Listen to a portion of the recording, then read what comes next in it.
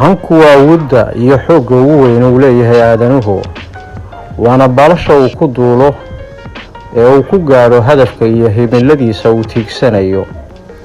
gabayagii weynaa Axmed Shawqi ayaa laga sheegay inuu yiri shimbiruhu waxay ku duulaan baalashooda, aadanuhuna wuxuu ku duulaa himiladiisa.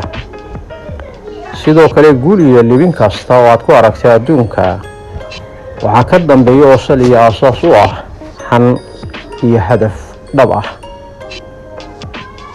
markaan dib u raacno dadkii haldoorka ahaa ee guulaha ka soo hooyay qaybaha kala duwan ee nolosha, waxaa muuqato oo marag madoon ah inay dhammaantood ahaayeen dad han sare leh. dhanka kalena haddii aanu fiirino sababaha curyaamiye awoodda iyo kartida aadanaha una horseeda fashal iyo guuldarro nololeed, waxaa muuqata in han la'aantu ay kow ka tahay.